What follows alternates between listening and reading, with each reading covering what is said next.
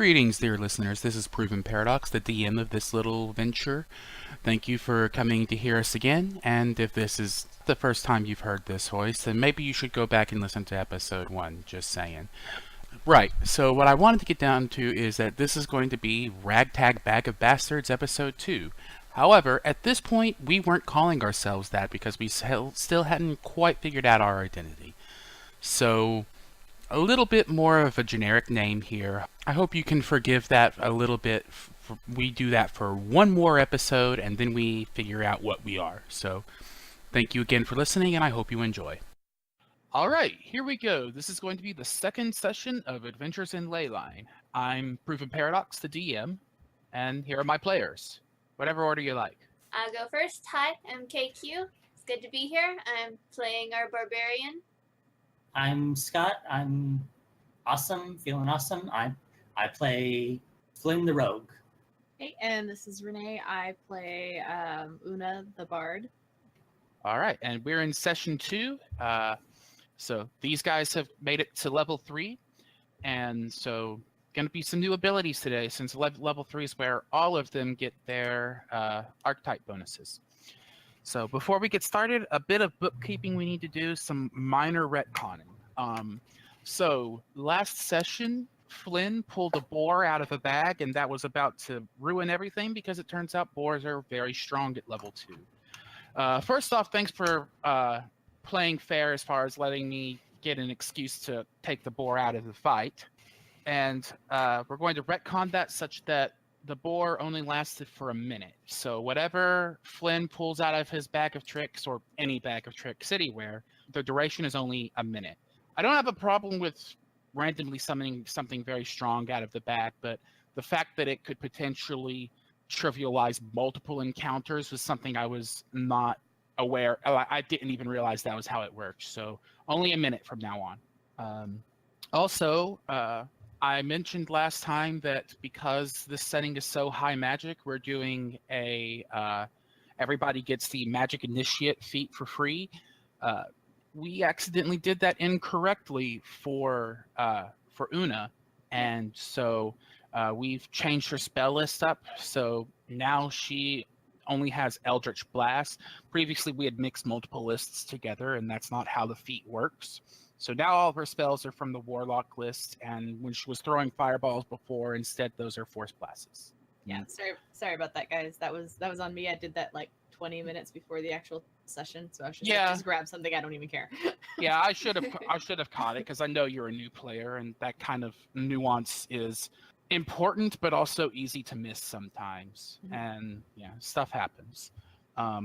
And I believe you also wanted to retcon Oona burning her clothes. Yes, because I forgot I had prestidigitation and it cleans things. It'll only go so far, but you could probably salvage them with it.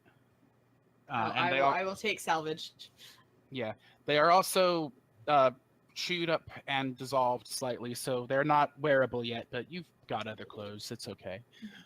We'll figure that out later. Anyway, I think that's all the bookkeeping needed. So is there anything else before you guys want to say before we get into it? Let's go to town. Yeah.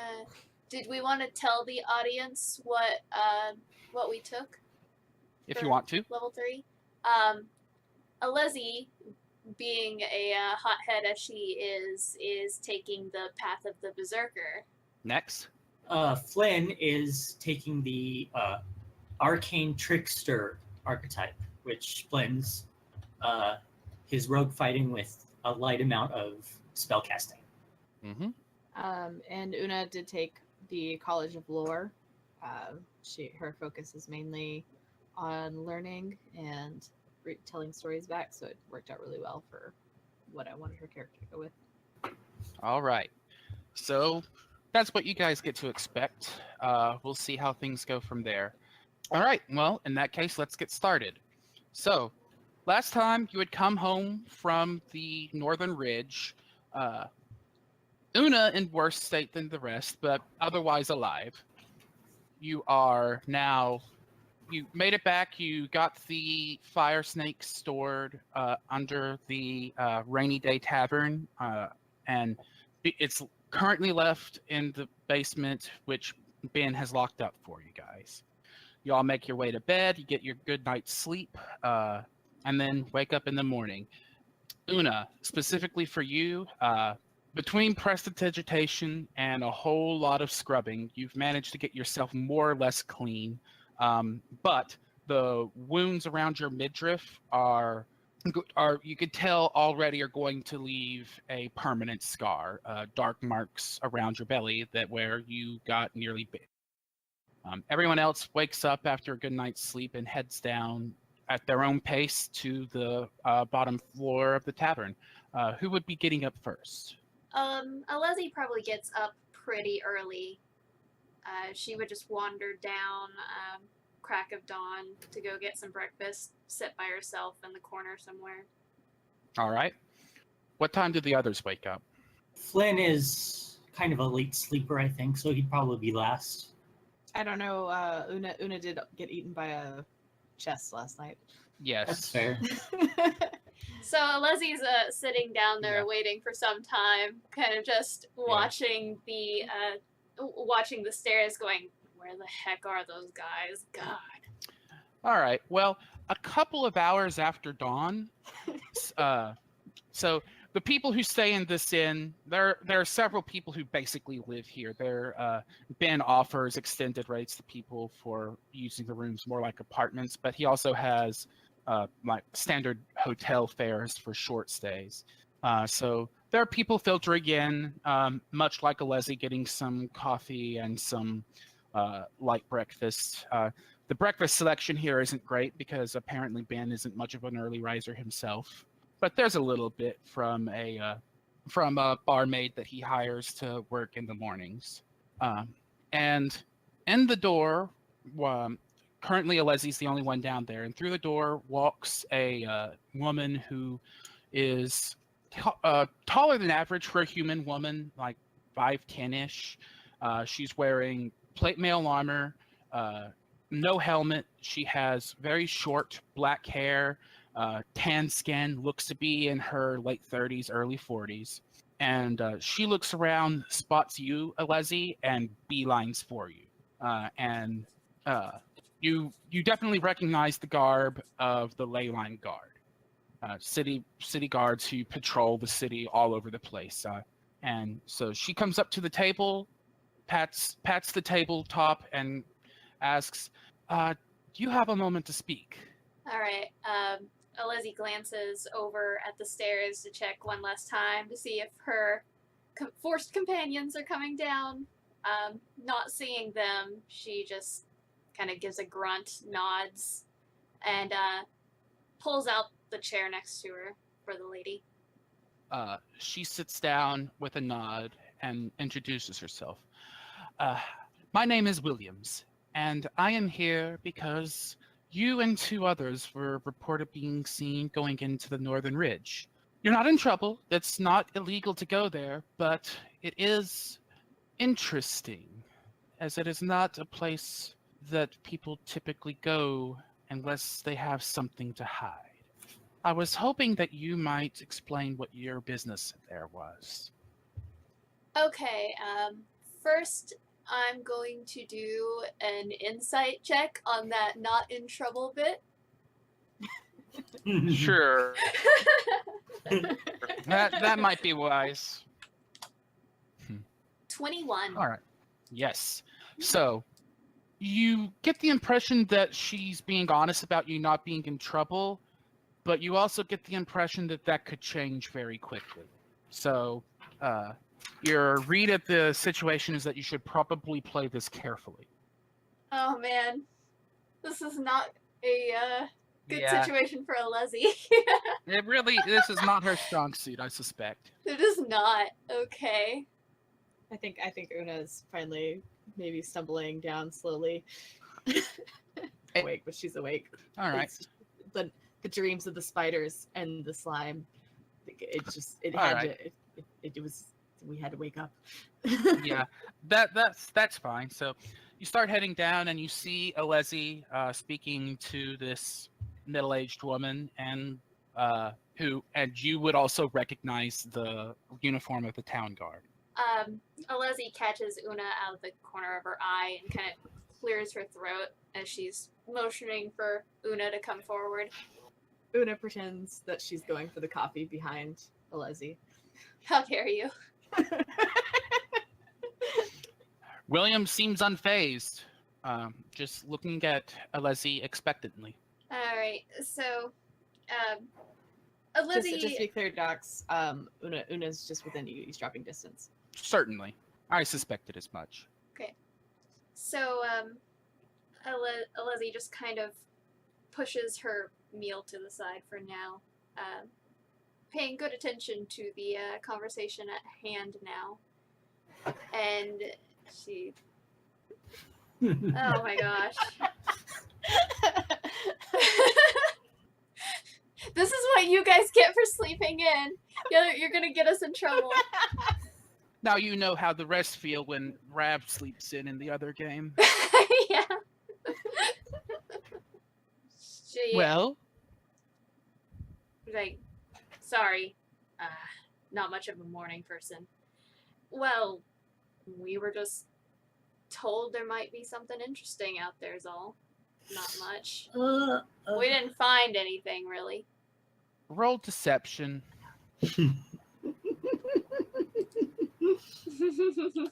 have to look at her deception. No, I don't have any Zero. deception. Yeah, you don't have. 0. I can lie to you. That's why I went for the coffee.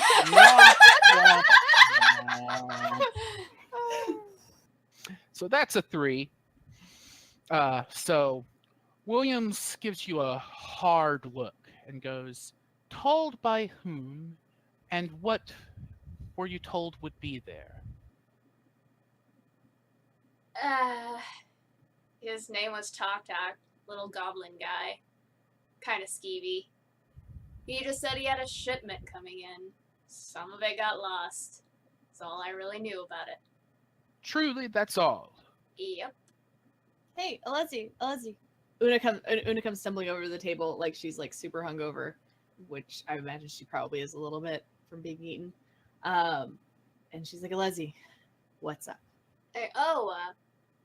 This lovely lady here was just asking us about our little trip last night.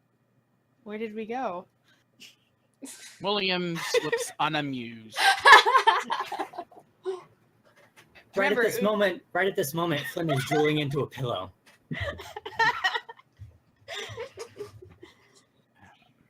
I was just telling her that our friend Tok's shipment got lost out there and we didn't find much. Yeah, no, it was all like spiders. So many spiders. Is that so? So many spiders. And that's all you found? Well, we did find a chest, but It was turned out to be the kind with teeth. She looks thoughtful. Well, I suppose that's all I had to ask. If at any point you wish to change that story, do seek me out. I guess that's all. Stay out of trouble. And she gets up and walks away. What was that about? They just saw us going in and out of the area is all. I thought we were being stealthy, though. Isn't that what we brought Finn for? Flynn? God damn it, Flynn. I'm still asleep. All right. Well, anything that you two want to take care of while Flynn is still sleeping? Yeah, we're gonna plan everything while he's asleep. So Oona. Okay.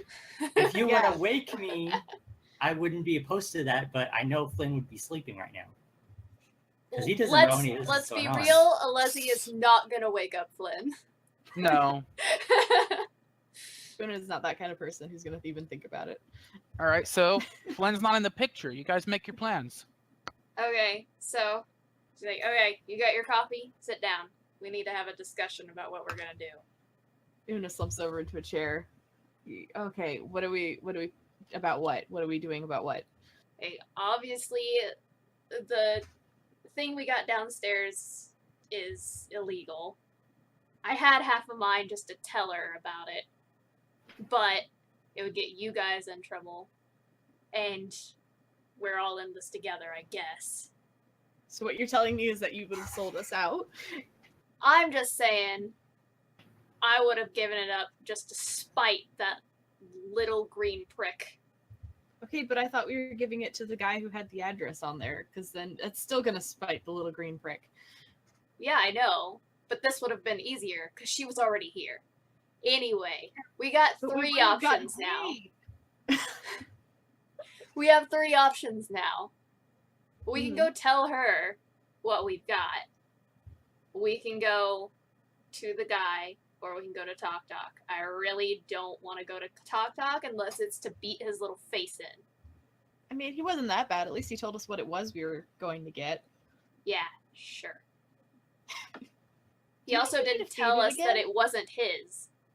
He did say it was smuggling. Yeah, but he said it was his shipment. You make a good point. Well, we should at least find out if the guy who it's supposed to be for is even missing it, because isn't the area that it's from? Because I, haven't been here that long, but isn't the area that it's from, like, it's kind of ritzy? Docks? So he's from, I believe I said the Sunrise. Mhm. It's upper class, but not like nobility style upper class. It's a popular retirement destination, and it's a suburb outside of the city. Well, Yeah. he'd probably have more money than good old Talk Talk.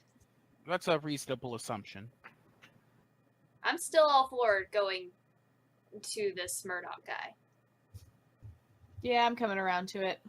All right. I'm still a little bitter about the almost dying. Yeah, for real. How's the stomach, by the way? It's a little sore. I don't think I'm gonna eat anything today. Hey, at least you get cool battle scars. You want to see mine? Maybe later. All You right. can tell me all about it. Admit, not today. All right. Alezi just shrugs and continues eating. She's gonna not go get Flynn until he wakes up, unless it gets to around noon, and then she'll probably storm up there. Would he wake up before noon? Yeah, like around 10:30-ish. If Una's also not going to go get him, then No way. It hasn't even occurred to her. okay. Well, in that case, you wait for a while. 10:30 rolls around, and Flynn finally makes his way downstairs. Morning, everybody. Beautiful day, isn't it? What took you so long? I need my beauty sleep. Well, we had a guard come asking around. I have a better question now that I thought about it, since they came asking around. How'd they know where we were? Well, they saw us coming and going. They probably tailed us while we were in the area. A guard. Were they looking for all of us? Yeah, they saw us leave. Oh, okay.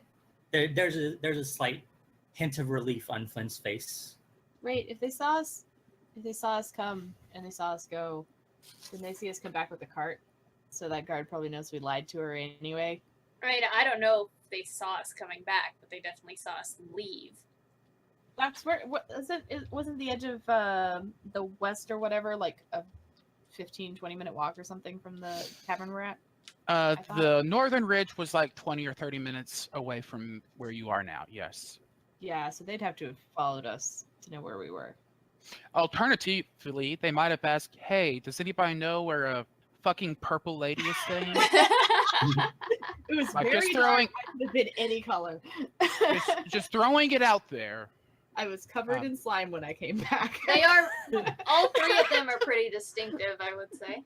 Yeah. Okay. That makes sense. Like, I'm just saying, without putting some effort, Oona especially is going to stick out, and to a lesser extent Alezi as well, since half-breeds are fairly uncommon unless they're half-elves. Okay.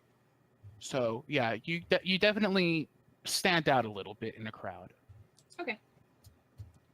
hey, Okay. Well, now that we've got what's his face spider body here, let's go. What are we doing again? we're gonna go see the guy. Oh yeah, the guy. Let's go see the guy. And Which guy? we're gonna go see Murdoch. You weren't here for the planning. You get no say. Let's go. Well, that's what I Alright. wanted anyway. Remember, I was the one who suggested that. in the first place last time. We're already up. Because I thought he would give us more money. You guys are going to head to Murdoch's place then. Are you taking the box? No. We are not taking the box.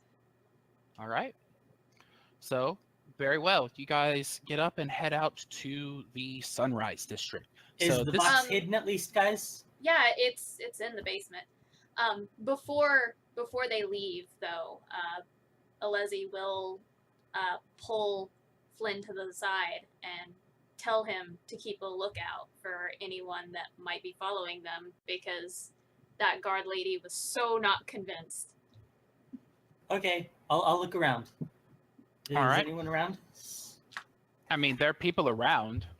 Y- It's not. It's But a is city. anyone standing out? I mean, like roll your perception. yeah, roll that's what perception. that's what I was waiting on the cue for. You don't have to take cues from me if you want to roll something. Like you can roll things without my input if you want to. Perception. Mm-hmm. 6. Yes. So, you don't notice anyone out of the ordinary. Nobody seems to be following you as you head out of Skyside. You're heading along one of the main roads, going through the divide between the Arcane District and the Market District. Seeing all kinds of wares on sale on this road, but of course, you guys haven't been paid yet, so it's not much use to you.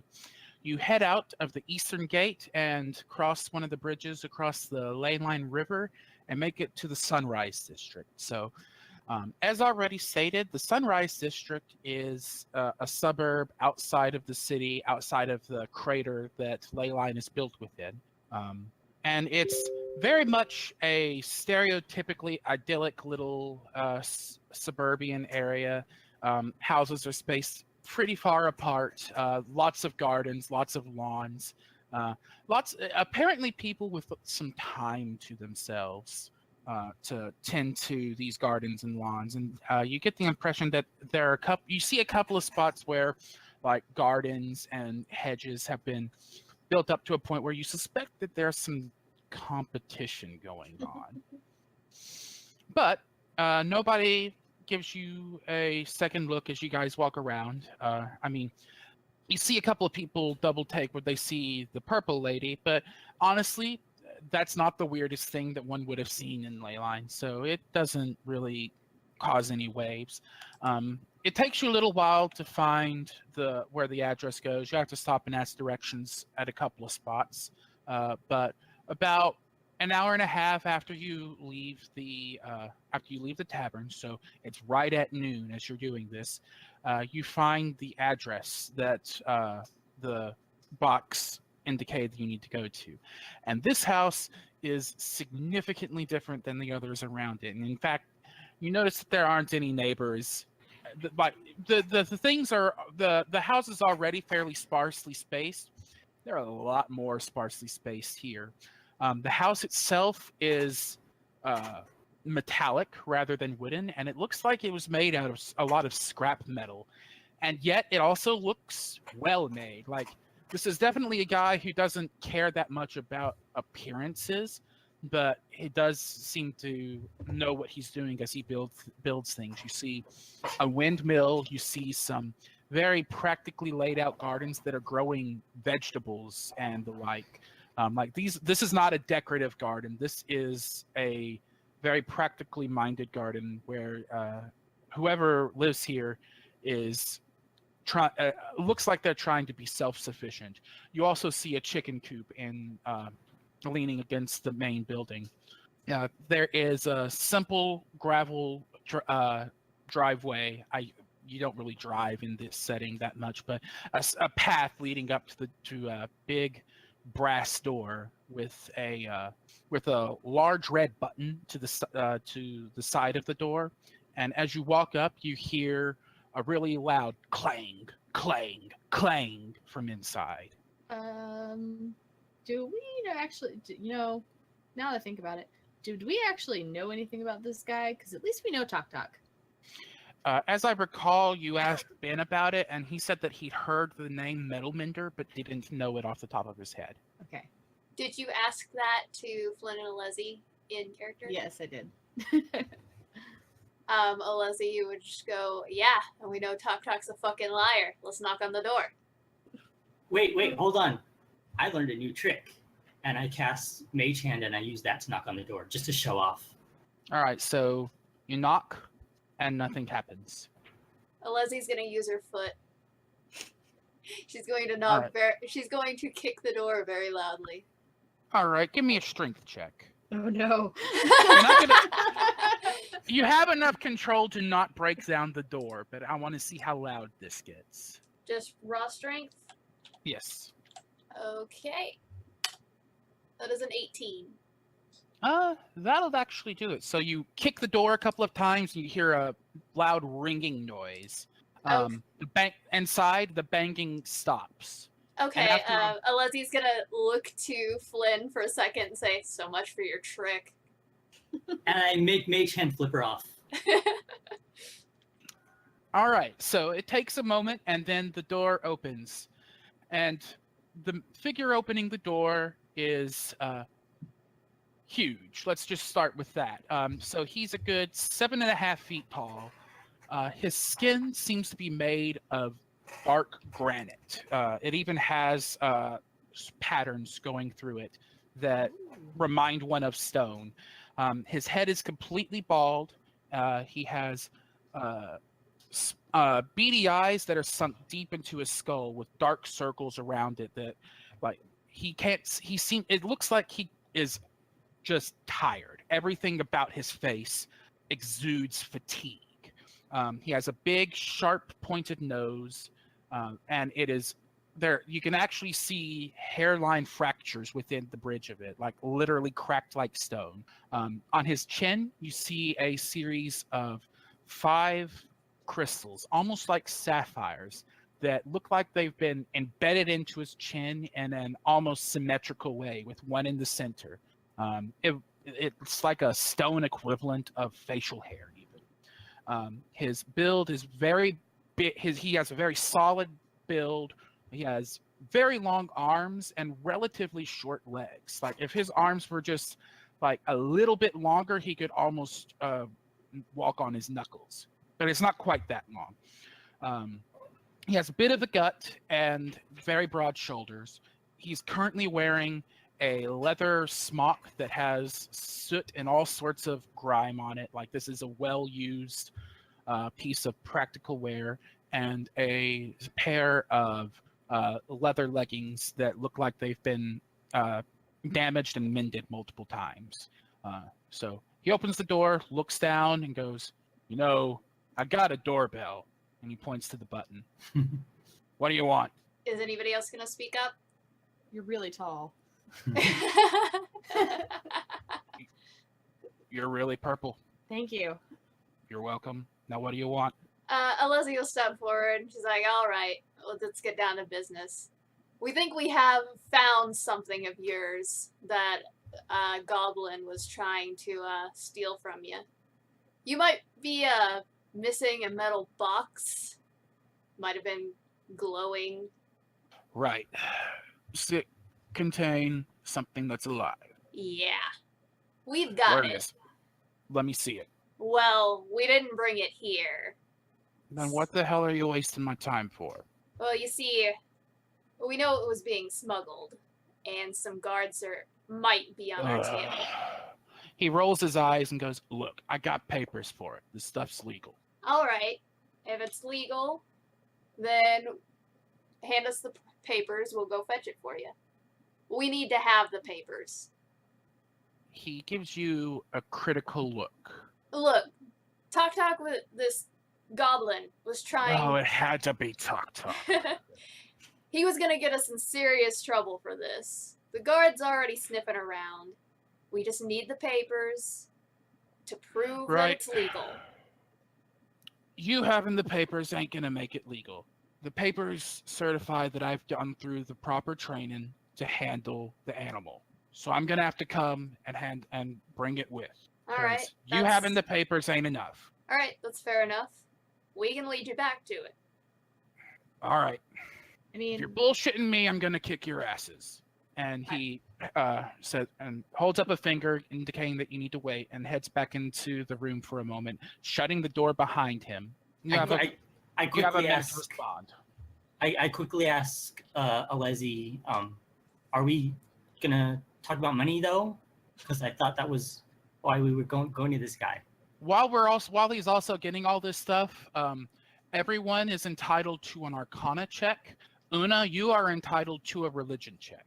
Does it have to be one or the other? Or can I do both? You can do both. 11. All right. Alezi got a 19 for that Arcana check. It's a natural 20. Oh, yeah, I see that now. All right. So then that's an 8 for Oona. Now your religion check. 6. Wow. Yeah, I'm just doing so Oona, well today. your background would actually give you advantage on the religion check. So try that one more time. Okay. Okay, while that's right. happening, Thank goodness. Alezi would respond to Flynn, saying, "No, you came here for that. You didn't speak up." All right. So here's how this is going to go. In order to convey information to each of you privately, I'm going to have people leaving the call temporarily. I will call you back. So for listeners, we're doing this over Discord. I will call you back in the text channel as is necessary. So I need Oona to leave now.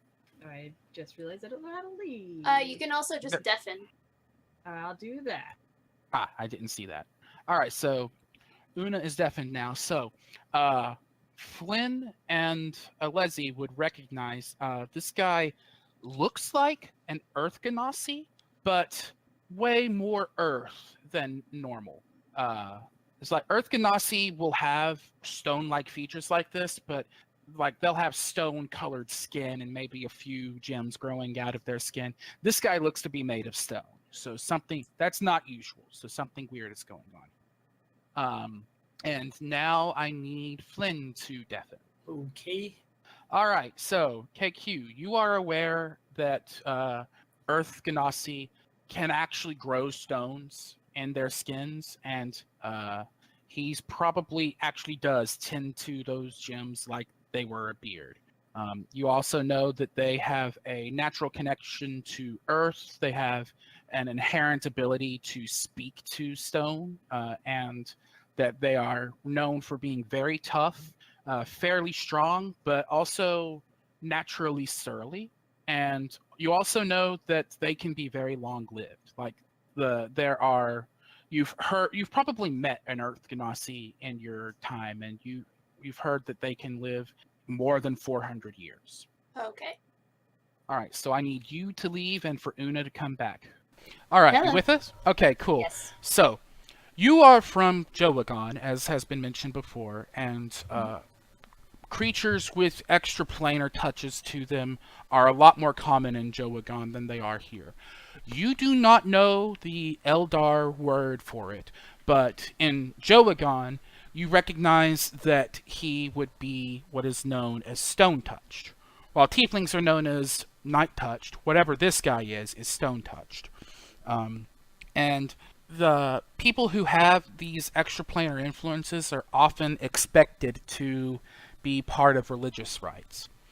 We could go over these in more detail later, but the general outline is that a man and a woman from two different clans, so night touched for your case, stone touched for him, would come together to perform rituals, and the nature of the ritual would be based on what origin they have.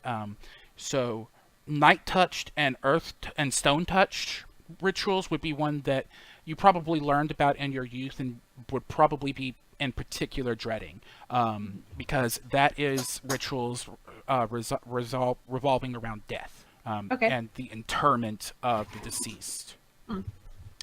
I have made more of those. If they come up later, we can go over them in more detail. But yeah, if you might have participated in or watched rituals with a night-touched woman and a stone-touched man presiding over funeral rites.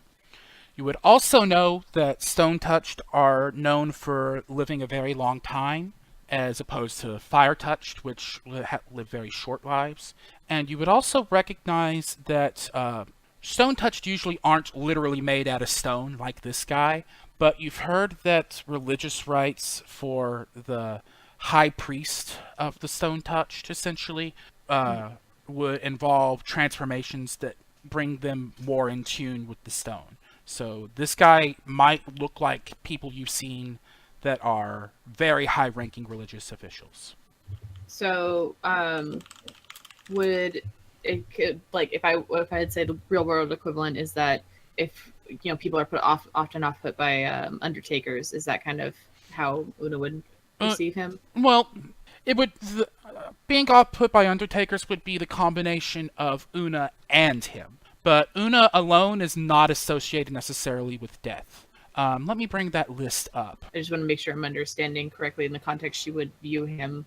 Like, the combination of him and a night touched is death. But Okay. for example, night and fire is passionate love, sexual love, whereas night and air is associated with sleep and dreams. So it's not necessarily like night is not a negative thing by itself. It is the combination of night and earth that signifies death.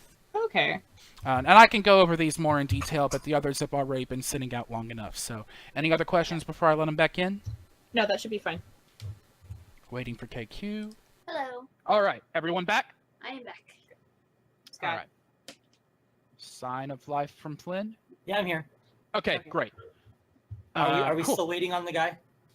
I was about to say, after that info dump, he opens the door with a small satchel, and he has removed the smock, revealing a simple white cotton shirt, and he's carrying he has a holster on his belt. But the device that's hanging from it does not look like a pistol. It looks like more like a wand than a pistol, even. It has a slight bend to it such that he can aim it like a pistol, but the actual business end has a red jewel on it. So he looks down to the three of you and goes, "Lead the way." Could I do a check to see if I know what kind of wand that is? You can do an Arcana check. If her companions don't say anything, Alezi's just gonna start walking. 15. All right, so that's definitely an enchanted gem, and red gems like that are often associated with fire. So this looks like some kind of fire wand, but you've seen fire wands before, and this doesn't look like them. So it's maybe associated with fire, but in a weird way. You're not sure what to make of it. So he walks out, closes the door behind him, and does up 2 different locks with a ring of keys that he puts in a pouch. And if nobody's going to say anything, he'll just follow along quietly. Okay. I'm gonna lag behind a little bit. All right. Alezi just keeps walking, leading him back to the inn. So, big guy, I never introduced myself. The name's Oona, the best bard you'll ever meet, obviously. My name's Murdoch, and please don't call me Big Guy. Well, I didn't know your name, so it was either that or Stone Guy. Both of those suck. It's Murdoch. I'm working on it. I'm going to get much better at this, I swear. So, Murdoch, where are you from? Leyline. Just I was born here. cool. Were you always granite? He looks you over and goes, "Why do you ask?" Alezi is chortling up ahead.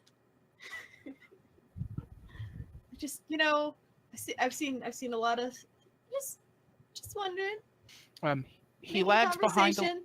He lags behind Alezi a little bit, and continues. Well, I mean, I'm a Ganassi, so there's always been a bit of stone involved, but had a few hijinks, let's call them, that resulted in me being a little more stone than usual, I guess. Oh, so you weren't born stone? I was born less stone than I am now. I'll take that. So what did you do before? What kind of hijinks was it? Well, it's a long story. I mean, I'm pretty sure Moment. this is a long walk. Okay. While they're talking, I just want to very quickly cast message so only Alezi can hear, and I want to tell her, listen, I freely admit that greed was a factor for me here, but we used up all our potions in that fight, and I really don't want to go back to Talk, and I know you don't, but I think we need something out of this. And it can be the 400 we were promised, but I think we need something out of this. And also, I have yet to see proof that that worm is actually this guy's. So I'm keeping an eye on him. That's all I'm saying. Oh, sorry Woof, guys. woof, woof. Hold on a second. Yeah. Uh, All right. The whoop. my niece came in from the pool. Sorry. It happens. It's cool. Your niece is very dog-like.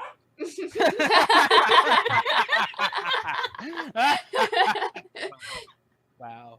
Good one. All right. Yeah, So you in the meantime, You can Flynn, take her. if you're keeping an eye on this guy, make a perception check. Meanwhile, Guys. Murdoch looks down to Oona and goes, "All right, well, sure. So, I'm not a young man anymore, but when I was, I did some traveling. So a whole lot of bullshit we could talk about in the meantime. But at some point, I ended up heading to the elemental plane of Earth. Wanted to get back to my roots, I guess you could say. And yeah, I ended up taking a whole lot more of the plane of Earth back with me than I went in with. It was interesting. You get a different idea of time when you're trying to be a stow. I mean, does that mean like time passes slower for you? While I was there, I didn't really notice time going. It's like I was speaking to the shamans who live there, who worship the stone, and trying to figure out what I came from, and they had me meditating, and I thought it was for hours, and came back and realized it was for months. So while I was sitting there meditating, I became like this, and he puts his hands up. And actually looking at it, you can also see hairline fractures in his arms. Like around the elbows, or just like on?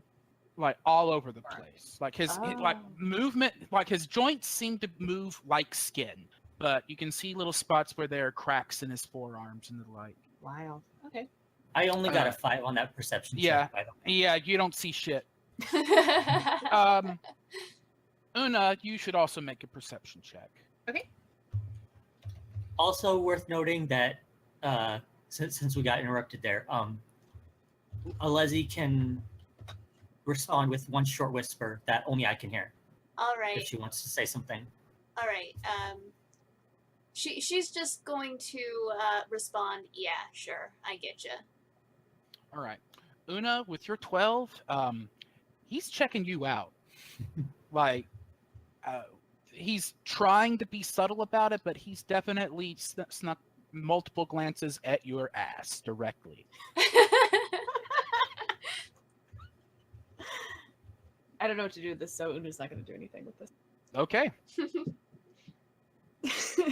Okay, so what brought you back to Layla and Murdoch? Well, I found what I was looking for. Didn't have any reason to stay there, so I came back here to do my thing. And what is your thing? Because when we were asking around trying to find out where you were from, somebody called you a metal bender or a metal shaper or something like that. Metalmender. Metalmender. It's what I say. Well, it's what I tell people to call my last name. Don't really have one, so I just picked one. I build things, invent things. Like that nice house back there. Yeah. That was a Maybe- nice house. Well, my neighbors disagree, but fuck them. I made it from scrap metals, a bunch of stuff that was gonna get wasted, so bought it on the cheap and made a house. So then, what about like, where does our little package come in? Right. He looks around, making sure that there's no one close by. He goes, right, so I do a lot of stuff with hammer and anvil. Mhm. And for getting a forge fire hot enough to do what I needed to do takes a lot of cokes, and I'm getting tired of it. So I'm just going. This is an experiment. Might not work out, but my hope is I can tame the fireworm to serve as my forge fire. You know how big those things get, right? Yeah. Seem to have a pretty good temperament, though. Well, I mean, stone don't burn like skin, so I ain't that worried about handling it. And I guess your house being made of steel probably isn't that big a deal either. Yeah, I'm not worried about starting an accidental fire. And if this works out, I'll have a lot of money savings and possibly even a better source of fire. It's just an experiment. If it don't work, I'll figure out something else to do with the guy, and we'll see how it goes. I mean, yeah, I know they get big, but I need a lot of fire. Do you have any other creepy crawlies on that cart, by the way? No, but wouldn't surprise me to learn that there were others. It's a real specialized company I was ordering from. Good. Then we didn't kill any of yours. Oh, yeah, what's the story? Me and Talk Talk have a history, but I want to hear it from you guys. If nobody else is going to interrupt her, Alezi will just tell the full, flat-out story, everything. Una's going to embellish the part about the spiders and how big they were. Let's So roll after the start- performance. I mean, if you were telling the whole story, I would actually say Oona should roll performance. But if Alezi's leading it, she's not going to make anything performative about it. Do you want me to tell the whole story? Because I feel like Oona would love to tell the whole story. If that's what she would do, then do it. Yes, she would. Okay, All Alezi right. will start, and then Oona can interrupt. All right. In that case, if Oona wants to make a story out of it, then roll performance. An 8. Okay. 8 is actually not a bad roll for this kind of thing. It's not a good roll. Don't get me wrong. But oh wait, you rolled a 3 with a +5. I thought Yeah. you rolled base 8. Okay. That's not great. So you are still slightly traumatized from the whole being eaten part of it. So when you get into a groove, you start telling the story, you get the storyteller's art right, and then you get to that mimic and just freeze. Okay, when she freezes for too long, Alezi will uncomfortably clear her throat and continue on for her. All right. And Flynn pipes up out from the back. Best bard, huh? Murdoch glares to Flynn and goes, "Yeah, you don't get eaten every day. I'm not gonna dock points for that." Looks back to Oona and goes, "Sounds like you had a particularly rough time. Thanks for going through all this for my sake, I guess." Well, to be fair, I thought there was going to be gold in it. Sure. He also, I presume that at some point Oona mentioned fighting the oozes and how they ate at metal. Murdoch's going to pipe up and go, "By the way, any of you guys still have damaged weapons from the oozes?" Alezi will hold up her hand. Let me see it. And he holds out his hand. All right, she gives him the battle axe. He looks it over and goes, "All right, I'll do this bit for you for free. When we get back to my shop, I'll take care of this for you. Shouldn't take any more than an hour." And he hands it back to you. Thank Appreciate it. Yeah, So no problem. how long have we been walking for at this point? At this point, you are probably about there. Has Flynn noticed anything while we were walking back? Flynn's rolling bullshit on his perception. He has not even noticed Murdoch totally checking Oona out. Poor Flynn. So much for my great rolls last time. Yeah, hey, welcome to D&D, bitch. Actually, I don't think you rolled very well on perception last time either. You didn't. That's why you guys were surprised about the guard coming in this morning. Oh yeah, that's right. Yep. All right, so you make it back to the Rainy Day Tavern. By this point, Ben is awake, and the girl who was managing the tavern at the start of the day is doing waitress duty. And it is about lunchtime, and Ben's cooking is better than average for under average price. So he actually does get a pretty decent lunch crowd. So he waves to you guys as you come in, but is too busy working to respond. Right. Alezi, as she is passing, just calls to him, going down to the basement.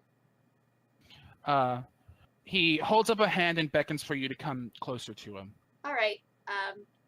She stops and moves over. He's messing with some pots, cooking some kind of stew. Seems to get in a spot where he can pause for a moment, and then pulls out a key ring, breaks one key off, and hands it to you. Says, "This will get you in the basement. All right. Thanks. Don't touch any of the shit that's not yours down there." I know. Right. And he gets back to cooking. Right. Murdoch is following passively, Right. doing his best and not quite succeeding to stay out of people's way. Yeah, I was gonna ask about that because isn't this like normal size? And he's Yeah, 7 he foot? definitely had to duck down to get into the door, but he's not the only huge person that would be in ley lines, so there are some accommodations for him, but he still like bumps into a few people and mutters apologies as he goes by. All right, so you guys heading down to the basement? Yep. Yep. All right, you head down, and it doesn't take you long to find the box because, you know, it's metal and glowing. Is it still on the cart we brought it in? Yes. Murdoch spots it immediately and walks over. Remind me, did anyone say anything about this not being sure it was his? Flynn did. I thought Yeah, he I did. All right, so Murdoch walks over to the box and points to the label on back, and then looks at Flynn. He's like, "So you just not read, boy?" I didn't say that to him. I said that to Alezi, Oh. using message that he couldn't hear. Okay. Scratch that. I thought that you had said it where he could hear it. My apologies. That's what I was asking about. All right. So he walks over. Doesn't say anything about you being unable to read. That would be unduly rude. And not that that usually bothers him or anything. But anyway, he kneels down to the box and notes the hole, peeks in it, and goes, "Huh, weird. Would have expected him to try to get out by now. Figure he's hungry." Well, I fed him some ash, so he's not starving. All right, good. He has a belt pouch that he reaches into and pulls out some ash of his own and sprinkles into the little hole. You hear scurrying as the worm comes up and chows down on it. Right, this is it. This is definitely my stuff. All right. So, I guess we're heading back with you. So we're very visibly giving back what we did and thought was somebody else's. Yeah, right, I gotta fix your axe. Okay. All right. He examines the cart and goes, "Cool, it's still charged up.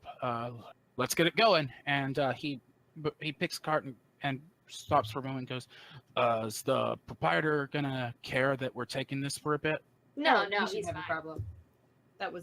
We found that. Oh, Yeah, that's the cart that they were using. okay, cool. Well, that makes things easier for us. And he starts dragging the cart behind him up the stairs and heads back out. No arguments from anybody? Alezi's just gonna keep on following. How about you, Flynn? I follow, but I have slight trepidation that we're not asking about any money. We're just giving it to this guy. Yeah, that's a little weird, huh? Any reaction from Oona? Nope, she's just following along because this is real interesting and she wants to know more. Cool. All right, so you guys move on. So anybody have anything to say along the way? Since we're now just following him, Alezi's not leading, and she's gonna hang back with Flynn and Oona and kind of nudge them. It's like, you guys are the ones good with words. Why ain't you talking? I asked him she said, Oona says in kind of a whisper, I asked him his whole backstory. What more did you want from me? What, are you buttering him up before you ask him for cash? I don't usually ask people for money. Okay, she looks to Flynn. All right, I walk up to next to him and say, so I don't. You seem like a nice guy. I don't mean to ruffle any feathers, but we did go to a lot of trouble to get this, and as you know, Una almost died, and Right. we were promised a little bit of money, and I don't think Of course you were. I don't think we'll ask you for any more than the other guy, your rival, was Oh, gonna. do not call but I him think my we do. rival. No, he's But a fucking But pest. I think we do. I think we do need just a little bit. What he because- offer you? 400. I'll give you 500. Fine by me. All right. Fine with everyone else. Out of character, Scott, I cannot believe you said 400, not 600. Yeah, I was expecting that. I forgot we went to 600. I believe you said 400 instead of 600. I was totally expecting like 500. Yeah, and I was about to tell you to roll some deception, but we just that was actually exactly correct. So okay. Alezi just nods in agreement. Una's like, actually, I kind of want to know, before we agree on this price, what's with you and Talk? Oh God. Right. So I've been here in Leyline doing my inventor thing for a good 30 years now, I guess. Something like that. Anyway, about 2 years ago, Talk was at a meeting of fellow engineers bragging about this big invention that he was so proud of. Most people weren't paying him much attention because goblin inventions typically go a certain way, you know? And No, I don't know. goblins ain't subtle. Let's put it Oh. that way. Oh, okay. Anyway, so I give this guy benefit of the doubt and tell him to show me his shit. And it's just a big bag of gunpowder. It's like it's acting like that was some kind of big thing. And all it did was make a big boom. And I could make something do twice as much damage with half as much materials. The whole thing was a fucking sham. And I told him as much. And he got all offended and declared that that we were rivals now and that he'd show me up. The whole thing's a load of bullshit, and I just try to ignore it. I figure if I wait another couple of weeks, he'll die of old age anyway. To make it clear, goblins are considered adult at 5 years of age and rarely reach 20 years old. They have very short lifespans. Okay. And then, right. Anyway, so he just waves it off and goes, just ignore the little shit. He's not worth anything. Okay, then 500 sounds good to me. Right. Well, follow along. I'll tend to your axmis and I'll get you guys your payment. All right. Oh yeah, Alezi never introduced herself. Murdoch, Neither this is did Alezi. Flynn also didn't. And the guy who's demanding money from you is Flynn. Yeah, nice to meet you. Sure. Well, let's go with that. Alezi looks completely uninterested in this introduction. The feeling is clearly mutual with Murdoch. All right, so you guys head back, and once you guys get out of the city, let's do more perception checks. Thank you. Everyone. Thank you. Okay, Alezi's a little more cooled off right now, so she will join in the perception this time. Ooh. That is a nat 20 from Oona. Yay. So I got a 25. Oh my god. I got a 9. All right. So, suppose I should redo this too. Wow. Okay. Wow. So I just rolled a 20 on a secret roll that they don't know what's going on. So, yeah. Flynn and Alezi don't notice anything going on. Oona, he's still checking you out, clearly. You also note that seems to be looking at your feet once in a while. I would also like to look at my feet. checking my shoes, and my boots. They're pretty normal. Huh. Hey, Any Murdoch. response? Murdoch, Yeah. What? why do you keep looking at my feet? Right. You remind me of someone I once knew. My feet remind you of someone you once No, knew? tieflings come in a lot of colors, but purple's unusual. So someone I once knew, but you don't look that much like her. Because why not? Are you saying that all tieflings look alike? Is that what's going on here? No, not even a little bit. I'm saying that you don't look like her. Like that's exactly the opposite of what I just said. Are you listening? So, I was, but I was still confused. so what was the deal get with your your old friend's feet? Get your horns out of your ears. She had hooves. Ah. Well, I mean, that's not that weird. it's really fucking weird because like when I first met her, she didn't, and when we left, she did. Well, my grandma had hooves, and she never had a problem. That wasn't weird. Your grandma, purple skin, Yeah. end up with a scaly tail. Yes. Shit, seriously? What was her Yeah. name? Why? Was her name Nari? Yeah. Holy Did you know my shit! grandma? Yeah. Oh, wow. Huh. Small world. Yeah. We ran together for a while. Do you know why she's weird about purple? About being purple? I always asked her, and she was just like, because we were the only purple ones, and she was just like, "Don't worry about it, kid." And like, do you know why? Yeah. Huh. She never told you. Okay. Well, when I met her, her skin was red, but when I left her, it had turned purple. Adventuring does some weird things to you sometimes. This explains a lot. Yeah, like she's still kicking. How's she doing? Yeah, no, she's doing great. She runs her own inn. Because you know, grandma, she's got to be in charge of something. Huh. She's It's not how I remember it. you know, I don't know, things change. Guess so. I would have never expected her to have a family. Well, glad things worked out for her, I guess.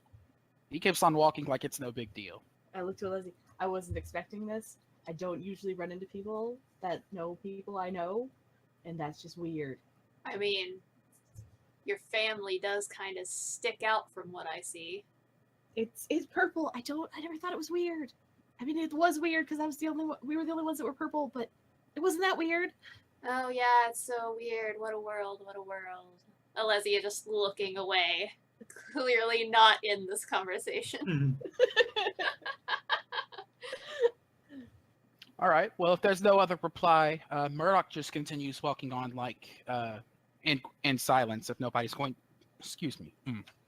He continues walking on in silence if nobody's going to say anything to him. Well, Oona Alezi is feels good. weird now. Una's very weirded out now. It's worth noting that the presence of Jowagon has only been known to the mainland for like 20-something years now. So the timeline he's said doesn't quite add up. Because he claimed that he'd been in Leyline for a good 30 years when they were talking about Tok Tok. Just putting that out there. Okay, so eventually you guys make it back to his shop. He unlocks the door, opens it, and drags in the cart, and then beckons for the rest of you to come in. Right. Alezi comes in quietly. Well, as quiet as she can be. She's a very loud stomper. But she moves into the house right after him. Go on. Una's rubbernecking.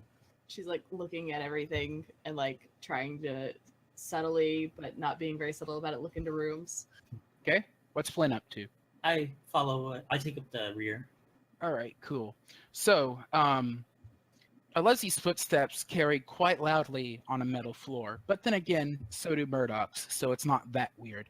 The inside is kind of a mess. He's got a really prominent forge that's still got glowing embers on it on one side of the table. On the other side, you see there's all kinds of craftsman's tools around. You see leatherworking tools, jeweler's tools, a lot of a lot of clockwork stuff that looks like he's been working on. You see a really elaborate, it's like it's sort of like a walk-in closet, but it doesn't go in very far. And you can see evidence of a lot of gears and cogwheels on the inside working on something, but it's not clear what the purpose is. The floor has all kinds of little bits and scraps scattered around. If there's any organization here, it's not immediately obvious. You also see a bookshelf on the back with all kinds of really thick, old books on them. So Murdoch brings the cart to the center of the room, kicking things around as he goes, and opens up the box and starts speaking to the worm. Let me check your languages. Flynn does not understand.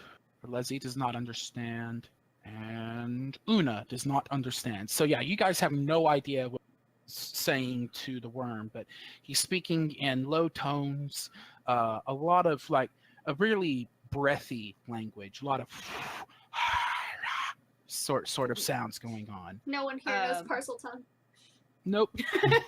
I do have a question because I know earlier before the podcast or the recordings, whatever, we established that I knew a tiny bit of Abyssal for religious purposes. That is not what's going on here. Okay, I just wanted to check to see if that was like something I would recognize. You have heard something similar when you were back home involved in religious rites, but this is not Abyssal. Ooh, can I cast, because I have a spell for this. Can I cast Comprehend Languages? You can. I want to do that. All right, so you cast the spell. Murdoch looks up as you cast the spell, but doesn't seem worried about it. And he's just saying reassuring words to the worm as he dumps in small bits of ash so that the thing has something to munch on. Just like saying he's a good boy, that I'm going to take care of you, and that you're going to be all right in here. Trying to endear himself to it. You're not. Let me see if Comprehend Languages actually tells you the language that's being spoken. I don't think it does, but I am not sure. No, it just for the duration you understand the literal meaning of any spoken language that you hear. You can also stand any spoken. Oh wait, I'm sorry. You also understand any spoken language that you hear. You also understand any written language that you see, but you must be touching the surface of which the words are written. All right. It takes about a minute to read one page of text. Okay, so you don't know the language that he's speaking, but you do get the general gist that he's trying to be reassuring to this worm, and it's kind of like speaking to a pet. So yeah, he sprinkles in the. He opens up the box, and you note that he touches the lid that's supposed to be superheated with his bare fingers, and doesn't seem to mind that much. Opens up the box, lets the worm out, and lets it explore its surroundings a bit. You hear him whisper to the worm, "Don't go near the other ones for now. You might hurt them." The worm does seem to understand what he's saying. So the worm is out and just sniffing. It's almost like a dog in a new environment sniffing around, and it occasionally pokes at something, and it seems to be putting some effort into reducing its heat because it's not glowing as brightly as it was before, but it's still obviously hot to the touch. The worm is like 3 feet long, right? Yeah, about. Okay. And it does seem to be keeping its distance from you guys. So he and there are doorways to other rooms, but they are all currently closed. There's no, this isn't a storefront. This is a workshop. So there's rooms off to the side that are just closed. And if you want to try and sneak a look into them, you can try, but you would have to be opening doors. Isn't if it's like a workshop, isn't there like a big I've been in a welder's workshop. Isn't there like a big door that pulls up for whenever you have to move big things out? Yeah, that would be on the back side of the door. Yes. Okay. Una wants to kind of move around towards where the bookcase is. Okay, move towards the bookcases. So start doing that. Are the other two doing anything? Alezi has gotten her battle axe out, and she's just sort of waiting for Murdoch's attention so she can give Right. it to him. He spots you doing that and points over to the forge and says, "Set it down over there. I'll get it to you in just a second. Gonna pay you first."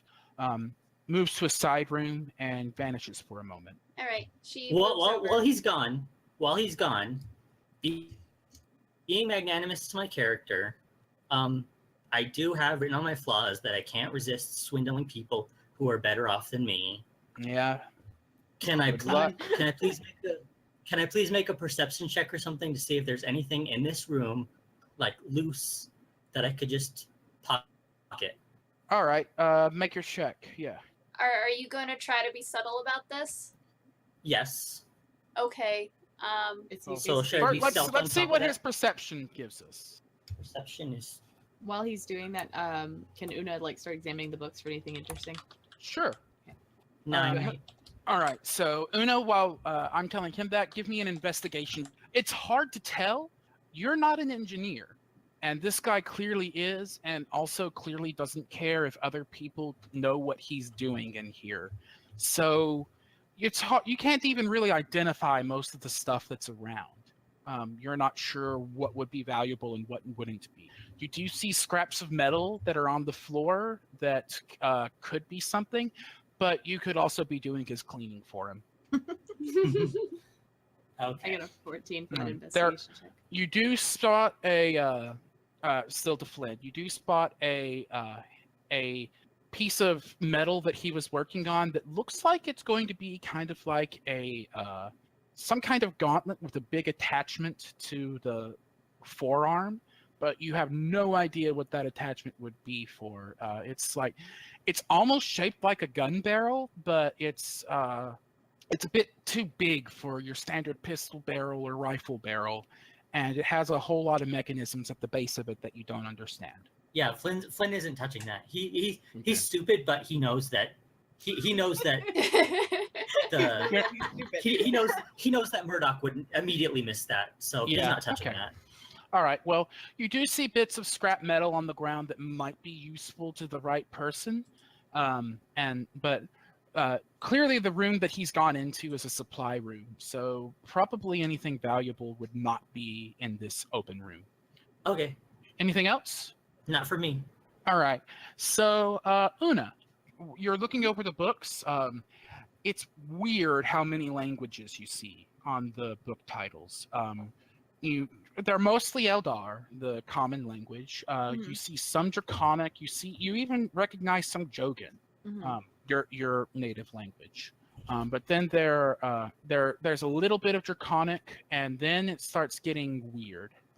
Definitely like characters that you don't even recognize. Okay, I still have comprehend languages going, so I can. Okay, touch them to so see if you what want, the titles if you can touch the covers of them, a lot of these books are like manuals, talking about like there's one book that you can't understand it, but once you use comprehend languages on it, you see that it's a guide to planar metals, so metals that can be found outside of the prime material plane. The next book is a guide to plant life that one can find in the Feywild. That would be the wilds that separates Joagon from the rest of the mainland. The next book is a guide to dwarven smithing techniques. The next book is a bestiary of sorts that talks about different animals that one can find. Just a whole lot of really high, really densely packed reference manuals. You also find one book that does not have a title on the spine. Can I pull it out? So you can. It's a big book with a bluish leather cover, and looks like it's newer than a lot of the other ones. It's a bluish metal cover, you said? Leather cover. Leather. Oh, okay. Yeah. I want to look inside of it. All right, you open it up. This looks like schematics, actually. Like you see that a couple of these, the pages bound to this actually fold out into complex schematics. You see Flipping through, there's a lot of focus on a particular type of crossbow with mechanics that would allow one to fire multiple arrows without having to reload. And you also see a what looks like a suit of armor that has a whole lot of mechanics worked into the construction that you don't understand, at least not without further study. Anything up? Is Alezi up to anything?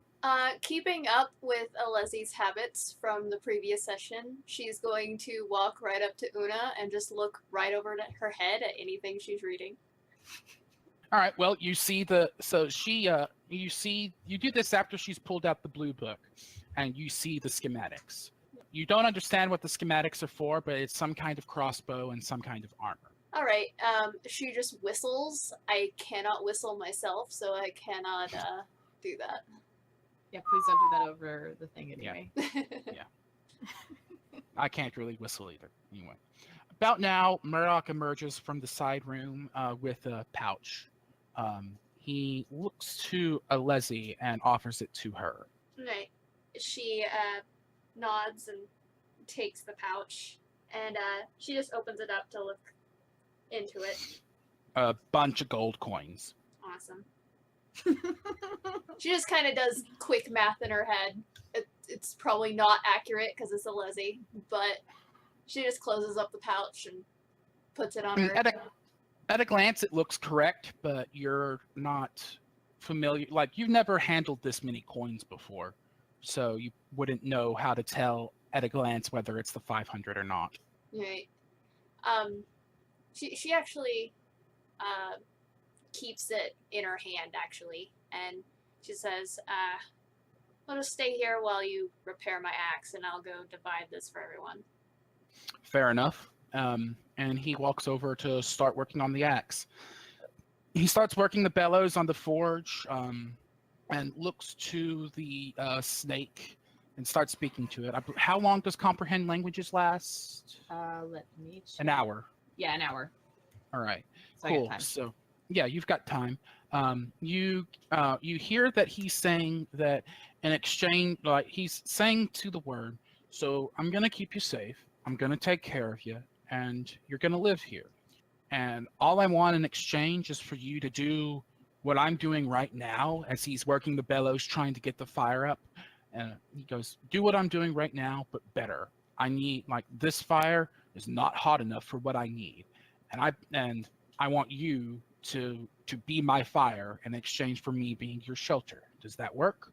The worm slithers up to where he's working and observes the fire intently. As the forge starts heating up, he goes, by the way, this is gonna get loud. Is there like a living room we can wait in? Make a persuasion check with advantage. Window. He has history with your grandmother, which seems to put you into higher esteem. 21. All right. He stammers for a moment and goes, I guess. Moves to one of the side doors and opens it up and points inside and goes, I don't get many guests, so sorry if it's not the most comfortable, but you can wait in here if you need to. Oona puts the book back before she leaves. The blue one. He definitely notes that you were carrying, you were looking over the book, but doesn't say anything about it. Is there anything of note for this room before Alezi sits down? Of the living room? Yeah. So let's describe it real quick. The living room is clearly actually more of a reading room. There are more books on shelves around here. A couple of different padded benches and a sofa, a seat, what looks like some kind of, like, this wouldn't be a word that you would be well known in Eldemir, but for you, the players, he's got a beanbag. All of the furniture looks beat up, dirty, grimy. He's definitely not the cleanliest guy. On the walls, you also see various pictures and portraits. There are spells that would function similar to how we use photography, and he's got some very old photos up on the wall as well. Lots of Want books to of examine the photos. yeah, of course you do. There's also a fireplace and that's on one wall that is currently nothing but ashes. All right. Am I allowed to make another perception check now that we're in a different room? You definitely are. While he's doing that, nothing really stands out for Alezi. She's just going to take a seat by any table surface, anything near a table surface, so she can pour out the coins and start dividing them. There's Tell a me she sits in the beanbag chair. if you want to. The beanbag chair would be close to a coffee table, but there would also be the sofa. She'll take. I'm just She looks curiously at the beanbag and kind of pokes at it for a little bit. It shifts like a beanbag chair, like it's some kind of. It's filled with some sort of filling that allows it to warp to the sitter's shape, and it doesn't look like it's been used that often. Actually, it's newer than the rest of the stuff. All right, she'll very cautiously sit down in it. So it functions like a beanbag. Alezi would be probably heavy enough that she would move most of the stuffing out, so she's barely off the floor. She's like ass is almost on the floor. It mostly shifts away. When it shifts, you the other two hear a very distinct whoa as she kind of grabs for the table in front of her. This is everything I hoped for. I got a 13 on my perception check. Yes, you did. It depends on what you're talking about valuable. The way the photos are put up, it looks like that there's actually been more care put into their positioning than there was for the rest of the furniture. So, like if you're just wanting to be spiteful, you could totally steal one of these photos and that might be of value. But monetary value, there's not much to them. Okay. Let's see. Looking around, you see really on the coffee table. There's this really big mug, and next to it there's a smaller snifter for some kind of alcoholic drink. That has been used recently. You also see an ashtray that is full of cigar stubs. And then there are the books, and there might be something valuable in those books. Looking around, that would definitely be Flynn's spot to look for something to steal. So to figure out the books, that will require close investigation. So an investigation check for you. Meanwhile, Okay. Oona, you're looking over the books as well? I wanted to look over the photos first and then the books. All right, so the photos first. The photos are old. Within the last 50 years, there's been a spell developed that can take color photos, and a lot of these are actually black and white. So, magic is an ongoing science, and new spells are being developed over time. And a lot of these photos appear to have been developed before the color photo spell was perfected. So you see a lot of pictures that have Murdoch in them, looking a little younger and still with those deeply sunken eyes with the dark circles around them.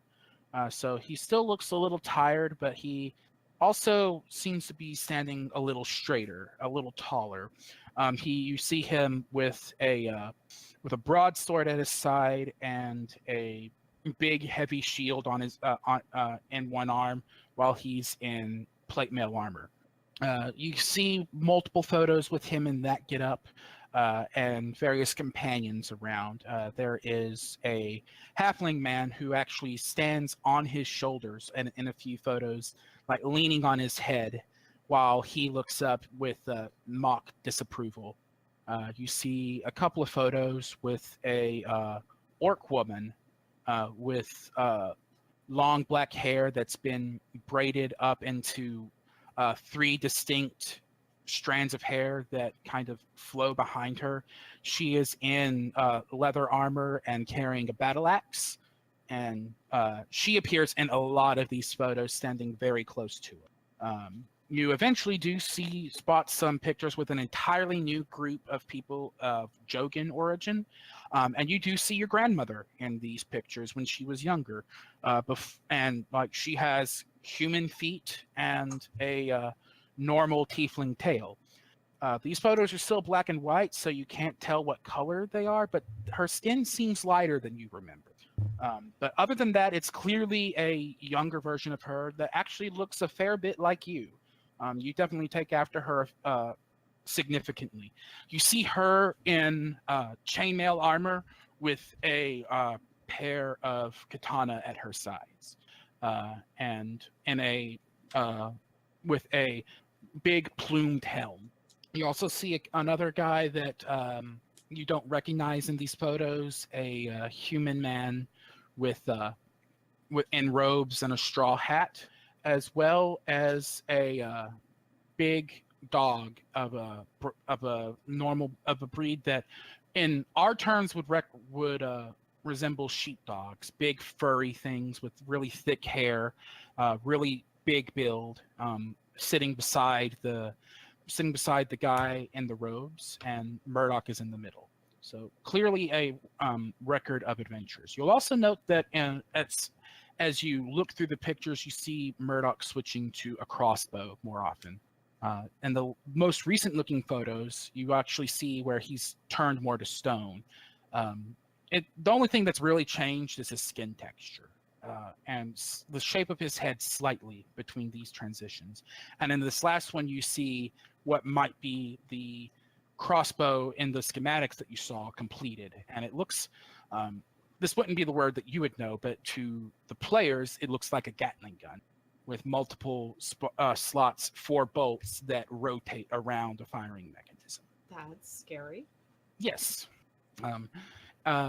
You give me, I'm going to say, an insight check if you want to know more. Meanwhile, let's move back to Flynn, who has investigated the books and rolled a 22. So, yes, there are definitely valuable books here.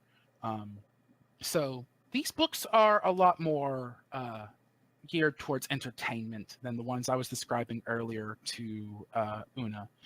There are a lot more fiction books or autobiographical books about adventurers.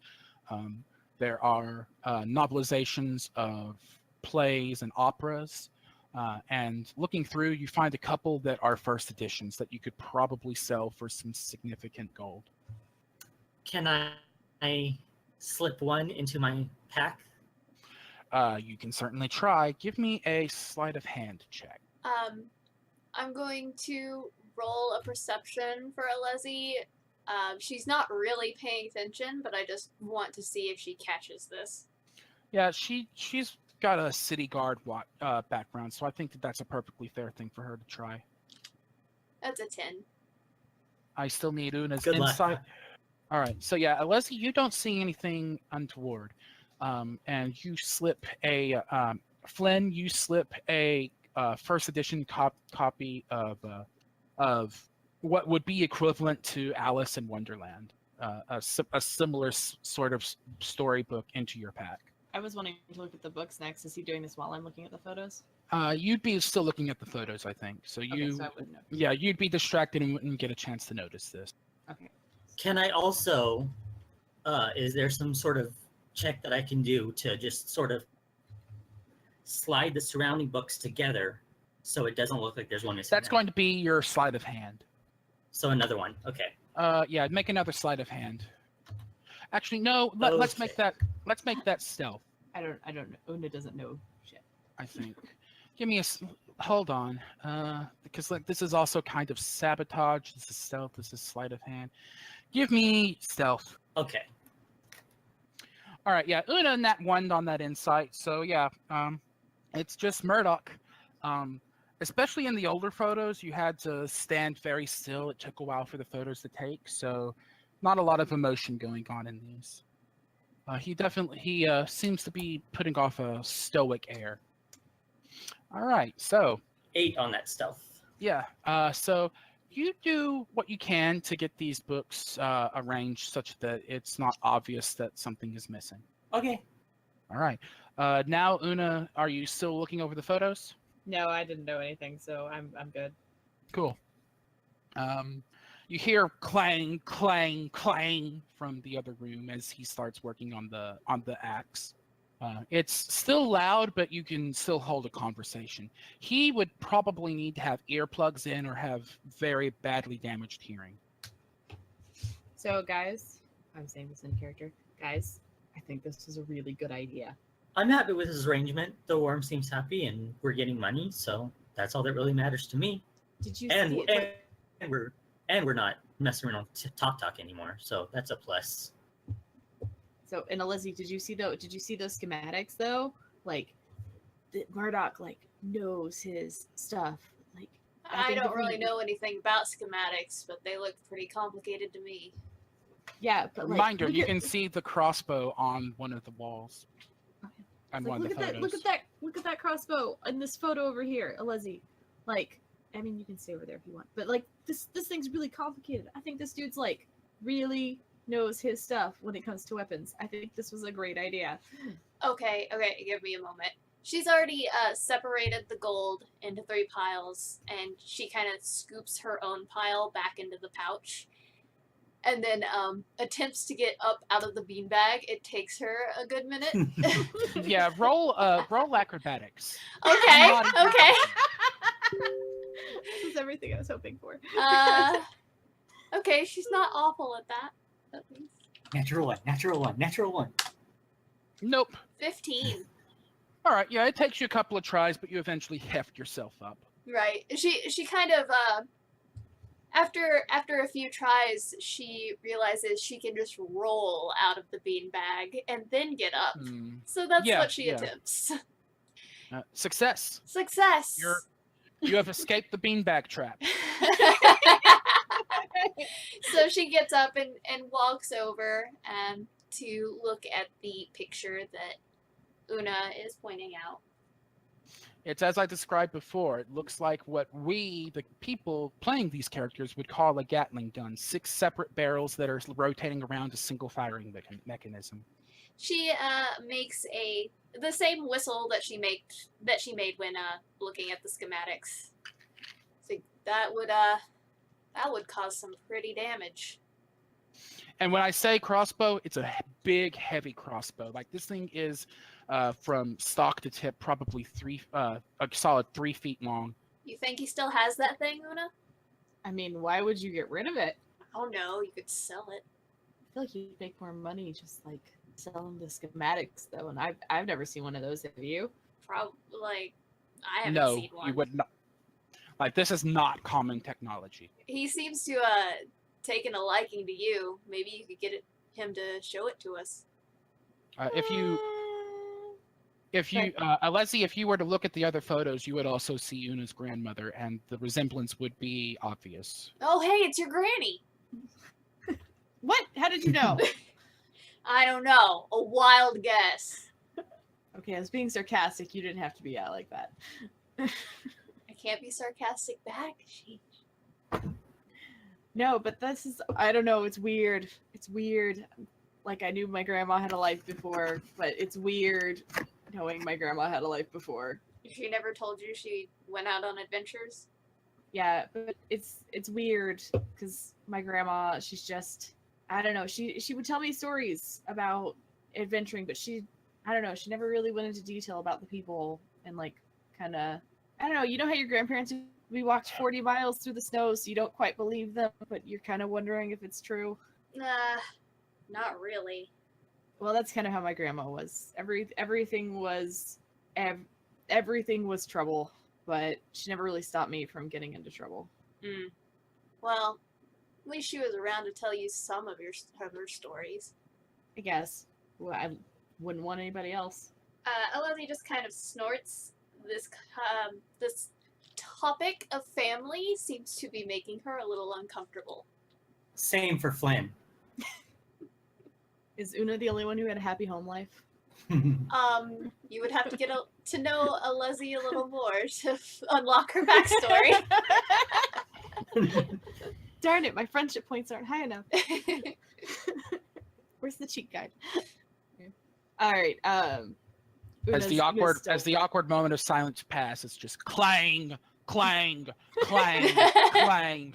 It's getting faster. Alezi kind of snaps out of it, and she's, your gold's on the table.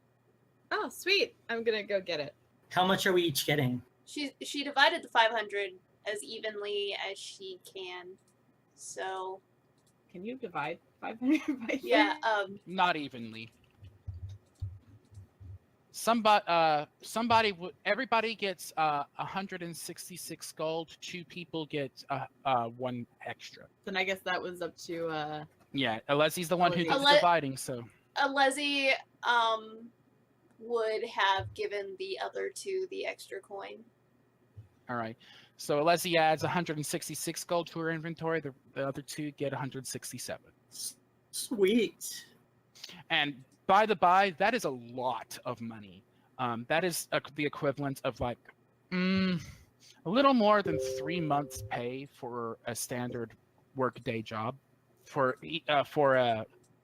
a good but unskilled worker. So like this is non-trivial. This isn't non-trivial. This is non-trivial. This is a good okay. amount of cash. This is probably more cash than you guys have handled in one place. You've had more than this. Definitely more than Alezi has had. You've probably earned this much, working throughout your lives, but this much in one spot is probably a new one for you. Una's eyes widen when she sees the amount of gold, but she tries to act nonchalant about it while she Flynn might have shovels seen it into something her- close to this amount, though. Yeah, okay, you're true. That's true. Flynn, you've had more opportunity to handle gold before, so this might not be as impressive to you. I'm still happy with it, though. All right. So now that Oona has her gold, though, I want to examine those books. All right. So as I was saying before with Flynn, these are a lot less formal than the other books. Like the other books were guides for doing stuff. These are more books that are good for passing the time. There is a lot of nonfiction in here, but there's plenty of fiction as well. Make an investigation check. I keep forgetting what my investigation modifier is. It's on your sheet. I know, but it's like you've had me do it 3 times. I feel like I should know by now, and I don't. You'll get there. Yeah. 23. Okay. So you're looking through. This guy has eclectic tastes. He's got books from all over the world in here, and your comprehend languages would still be going, so you can check the titles. But there's a lot of books about adventures. There are novelizations of plays and operas.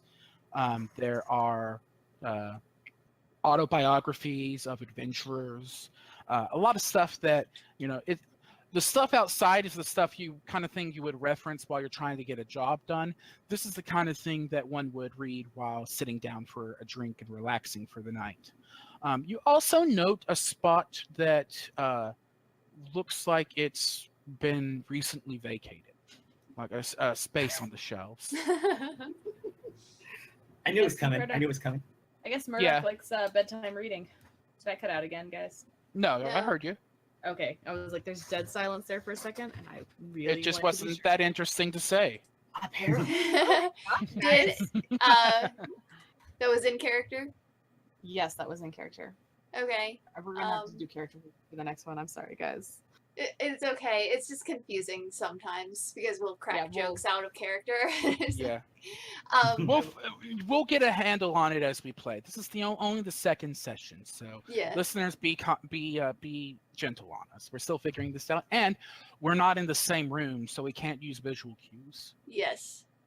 So Which sucks because my visual acting is fantastic. We'll have to fix that someday. Alezi will walk over just to see what she's talking about. Alezi sees a bunch of books. There are a lot of them that are not in Eldar.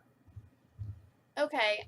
She'll make her own investigation check, Go for it.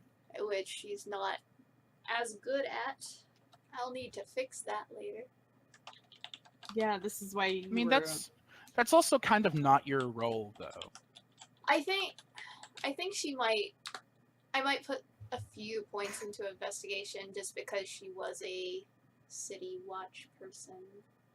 Perhaps. There are ways we can go with it. We'll talk about that later. Yeah. Let's see your roll. 11. All right.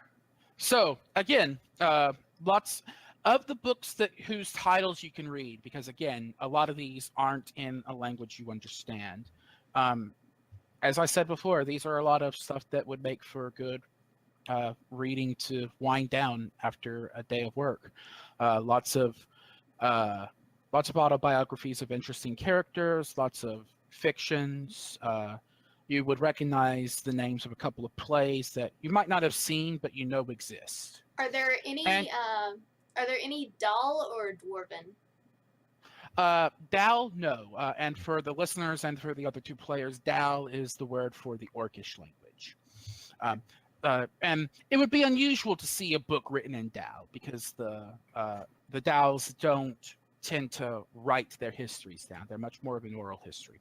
You do see several Dwarven books. Okay, Alezi would actually pick up one of the Dwarven books and kind of start reading over it a little just to pass the time while they're waiting. Okay, so you pick up a book that's a account of old Dwarven heroes, talking about the various types of battles and trials that they went through.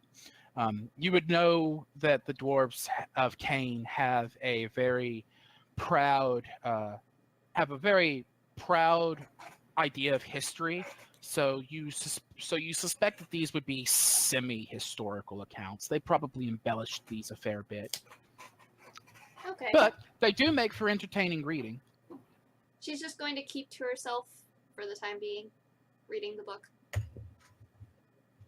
What are Flynn and Oona up to? I'm going to sit down on the beanbag and close my eyes for a second. All right. The beanbag doesn't shift nearly as much when you sit on it. Oona? I think Oona, you said there's a lot of different books, like entertainment books. Are there any books that Oona has not seen before that she would find interesting?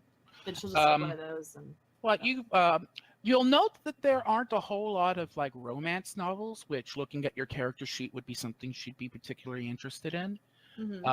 So does not seem to be Murdoch's taste, but you do find some a story from a series of novels that you never got to pick up, and these are Jogan novels. So these would have been stuff that you miss in your childhood that might catch your eye. Okay. Like sort of standard young adult fiction sort of stuff. Yeah, she'll pick that up. All right. So Flynn's taking a nap and the other two are reading for a bit. I guess we'll time skip forward. We're the most interesting adventuring party ever. Hey, there's going to be downtime. It's cool. And it's also interesting that Flynn is attempting to sleep while clang, clang, clang is going on. It doesn't actually I'm not work. sleeping. I'm not sleeping. I'm just going back and closing my eyes and listening and also listening at that, and also Snoring. making sure they're not coming at my pack. Okay. Huh. Someone's a little paranoid. Well, yeah. Okay. So another 30 minutes passes in peace as you guys just wait for Murdoch to finish. And eventually the clang clang starts turning more into tap, tap, tap, tap, tap as he starts winding down. And then the whole thing took maybe 45 minutes. It didn't take quite an hour. And he opens up the door and holds up the axe. Good as new, freshly sharpened, shiny, looking quite possibly better than Oona's ever seen it. Or not Oona, Alezi is what I mean. Shut up. I have a lot of things on my mind. Shut up. Oona's got a sweet new axe. Alezi walks over to inspect her axe. Her eyes are very wide, just kind of starry-eyed as she's looking it over. This is nice. Very nice. Thank you very much. Take pride in my work. So, cool. I guess that's all of what we got going, right? Actually, Am I standing up now, or do I have to make the same check? I'd say that you're generally you're more lithe and therefore better able to get up. It's Okay, I'm mostly a standing joke. up. Yeah. It takes some effort, but you can. Oona was saying something? Yeah. Actually, Murdoch, I have a question. I know you said not to worry about Talk Talk. You don't think Talk Talk's working with anybody, are you? Do you? I don't give a damn. I don't- might give a damn since we didn't get the thing he hired us to get. Well, hate to be crude about it, but that ain't my problem. Talk Talk's never done anything to threaten me, but I also have a rather secure abode. So, It's not like we took any money off of him. well, he's declared a years-long grudge over me telling him that his bomb sucked. So don't underestimate how petty the little shit can be. I don't know. I don't know enough about Talk Talk. I've tried to forget about him. So yeah, good luck, I guess. If you need help with them, I'll do what I can, but I'd just as soon wash my hands of the whole situation. That said, if you guys are ever in need of any sort of gear or magical items, just let me know. I think that can be arranged. Yeah, sounds good. He looks you guys over and notes the 2 books that are out and it's like, if you guys are if we're done, if our business is done, we'd like you guys to put your books back and leave me to my work. Alezi nods and puts the book she was looking at back where it belongs. I walk straight up to him. I look him straight in the eye and I shake his hand and I say thank you for your hospitality. And I start walking to the door. Yeah, no problem. He's making sure that the other 2 are putting their books back. Yeah, Una puts hers back.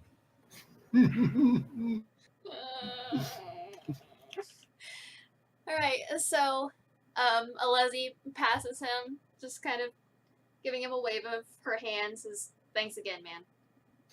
Yeah, no problem. And he looks over the bookshelf to make sure that you guys put the books back in the right spot. And Una heads out. So, hey, man, if you ever want to, like, write to my grandmother or anything, I can give you the address. I'd like that, yeah. Haven't spoken to her in a long time. She's a hell of a woman. Wait!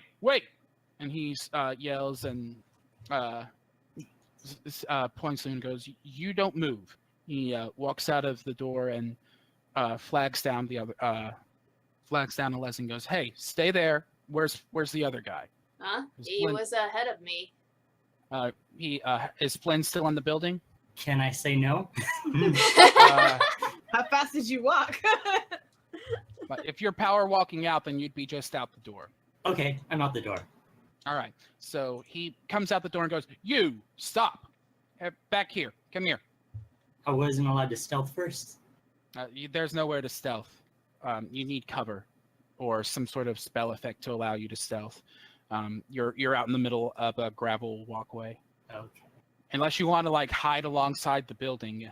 I guess that would actually be something you could do. You would have heard him shouting before he got to you. So actually, yeah, you would have a chance to stealth. I'm going to give you disadvantage because you don't have much of one, but you have the Okay. chance. Here we go. Indeed. Alezi's 15? gonna look back at Oona and just kind of mouth, what did the Una's just idiot gonna- do? Forgot the bang. Oh, whoops, I forgot that. Yeah. Don't forget you can just press up. Una just kind of shrugs. Like, I don't know. An 8. All right. I am not putting Murdoch's modifiers on here, so but that's still a 2. Let me check his sheet. Right, he wouldn't be geared up right now either, so yeah, he comes out and you manage to duck just behind the corner of the building before he comes out and sees you. And he looks around, puts his hand on the holstered wand thing, and looks to the other 2. Which one? Did either of you take a book? No. No, the only book I had was the one I put back. Roll. Both of you do a persuasion check. Okay. Persuasion. Murdoch's not rolling well tonight. Alezi didn't roll well either, but No. I mean, it still beat his. He glares like you wanted him to roll high because that was an insight check. Oh man. Oh. He glares to Alezi and goes, "All right, you stay where you are." He points to Oona and goes, "That other guy, did he have sticky fingers? He's a rogue? Is that what you actually say?" Yes. She doesn't know him Right. well enough to say whether or not he has sticky fingers. It's just, he's a rogue? I don't know. All right. So he walks to one of the side buildings, walks to a side closet, rather, in the primary building, opens it up, and pulls out the crossbow from the photo. Oh shit. He says Hey! he I points didn't have to- do anything. he points to the two of you and goes, "You stay where you are. Your friend has something of mine, I think." And he walks outside and starts looking around. Flynn, you've had 2 rounds to get ready for this. What are you doing? Okay. Disguise self, and I'm going to just change my appearance slightly. So I'm not me. I'm just an average guy. And then I quickly walk down to this street, and I'm just passing by, and I'm hoping I look like a nonchalant guy. Okay. If he finds me, I'm giving this thing back because it's more trouble than it's worth. But I'd like to try to take it. That's fine. That's fine. So you head to the street and you see Murdoch coming. So here's the thing. This part of town is not well populated. Like Murdoch's eyesore building is apparently unpopular. So you're the only person on the street right now.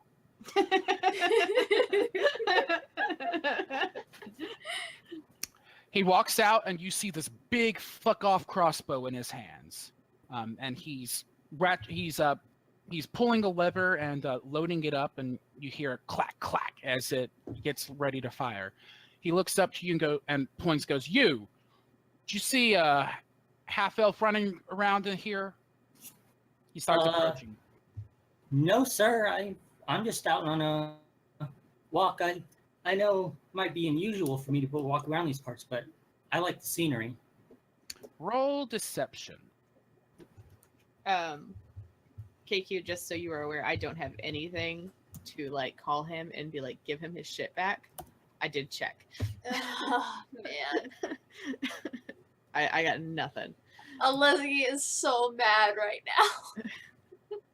Also, have- just actually- as a note, it says on the spell that he can use an action to make a to make an intelligence check against my spell DC, and if he succeeds, he knows that I'm he knows aware. I'm disguised. I'm aware. You already there. Oh yes! Now it's a good roll. All right, so he's still approaching you, looking you over and goes, "That's not right. There's nowhere he could have gone that you wouldn't have seen him." And so he gets close and looks you over suspiciously.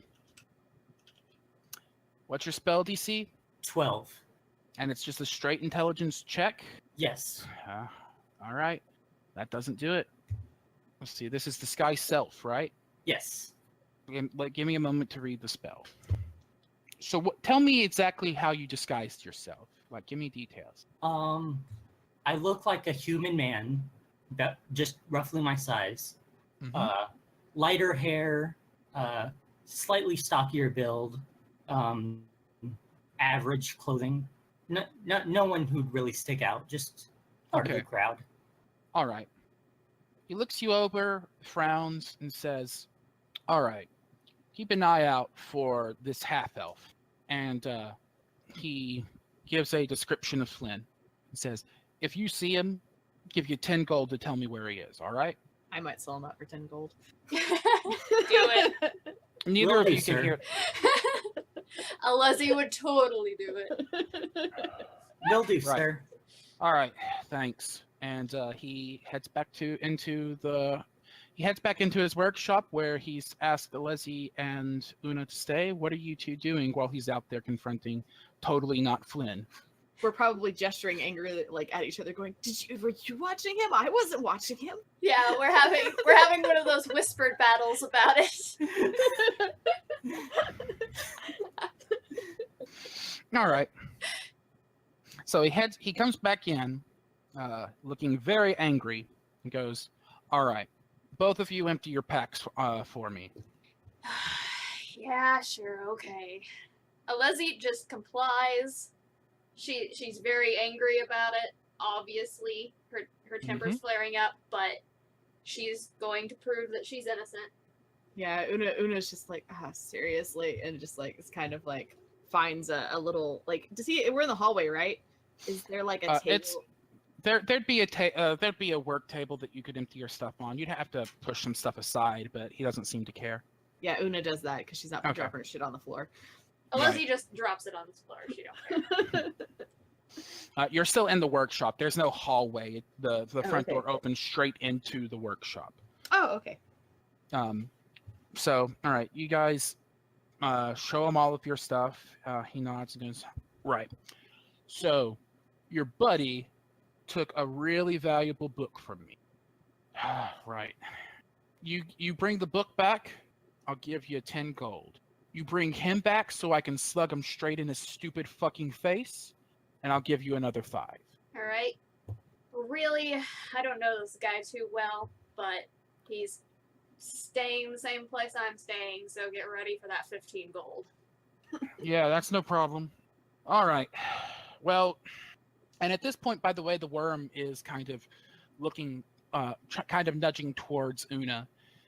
You see, like Murdoch quickly hisses no to the worm, and he does it in Eldar, and then he shakes his head and switches back to the language he was using before. Oona, I think at this point, comprehend languages would be over. Yeah, I'm sure it took him about an hour to fix that. The axe took him a little less than an hour, but you cast it before he started on it. So. Oh yeah, that's right. Anyway, yeah, it would have just run out. So, but you get the gist that he's telling the worm to back up. Anyway, he says, "Right, the gold's no problem. I'll pay 5 gold to punch idiots in the face any day." Right. Well, you two are still welcome here anytime you guys need some work done. It can be gear. Like I can do magical enchantments. I know all this looks like mundane shit, but I've got a specialized workshop upstairs, so I can enchant your gear for you.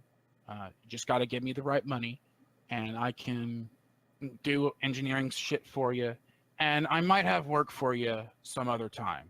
For now, I need to get back to work, and I need to work some fucking steam off. Yeah. Get out of here. Yeah, sounds good. Take care. When Alezi and Oona walk out to the doorstep, they see the book right there with a note that says, "Thanks for the fun," and I'm not anywhere to be seen. Hey, 10 free golds. Alezi just rolls her eyes and picks up the book. He comes back in. It's like, here. Murdoch takes the book, passes you the 10 gold, and says, "The 5 gold bet still stands." Yeah, I'll get his face in punching range for you soon enough. Sounds good to me. Right, she heads back out. Yeah, add 10 gold to your inventory, Alezi. She's gonna pass 5 to Oona. All right. Woo! Oona holds her hand up to high five. Alezi stares at it for a moment and just kind of gives an awkward shrug before returning the high five. Woo! All right. What's next? Did he see the note? She didn't take it off. So Did Murdoch have a presumably, reaction to the note? Not that I would know. no, he didn't. He's a very stoic man. Giant rock thing. Rock giant man. You could say he had a stone cold expression. All right, there's your 1 free pun for the night. Any further will result in dire consequences. Unless it's actually funny.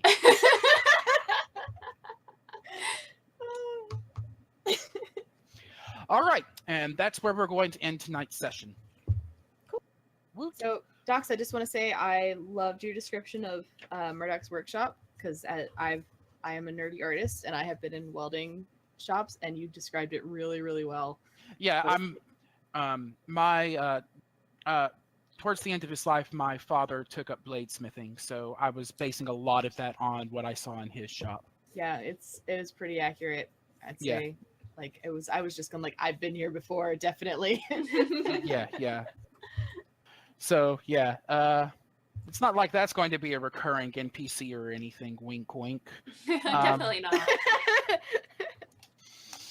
We didn't get nearly as far as I expected, but I still thought that was an excellent session. I hope you guys enjoyed.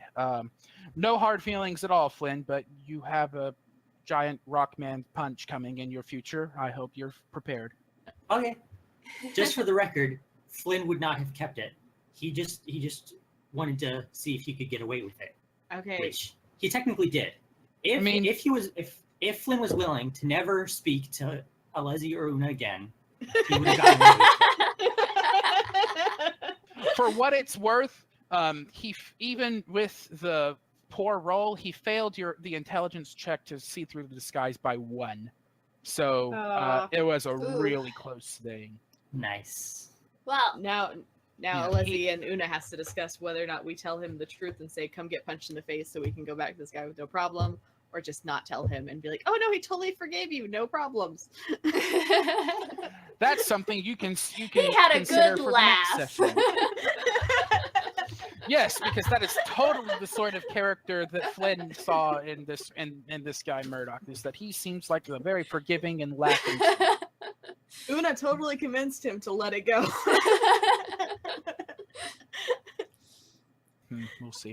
Well, that was fun. I have been Proven Paradox. I don't have anything else to pimp other than this particular little thing that we're doing. So hopefully this continues being as fun as it's been so far. KQ, what are you up to? It was really fun playing today. I have a Patreon, patreon.com/KQD, where you can see all my artwork. I also post a lot on Instagram. That is under the Komodo Queen. And I hope to see you guys following me on there. Cool. Weatherwax, your turn. So I forgot to mention it last time we were on the we were recording. I also have a YouTube channel called Core Draws. The only reason I remembered it this time is because I have about 6 videos I'm about to upload, and I really want you guys to make sure you go check that out. Again, I actually did not know about this. Could you spell that out for me? Yeah, it's Core Draws at KOR, and then DRAWS. So just like it sounds. Okay. But well, yeah, core could be spelled so many ways. So yes, but go check out everything that I do, and I have no excuse. Core is a lovely name that KQ helped me come up with, named after one of her characters that she based off of me, and I adore her to death. So, but yeah, so definitely go check that one out. Otherwise, I think that's the only thing I've got right now. I really enjoyed playing tonight. glad you enjoyed. And finally, Squirrel Bro. As always, I have my webcomic at betweenthelines.comic.com, and it comes with a Patreon at patreon.com/squirrelbro. And that's basically the biggest thing in my life. All right. Well, thank you very much for playing. And listeners, thank you for listening. We'll see you next time.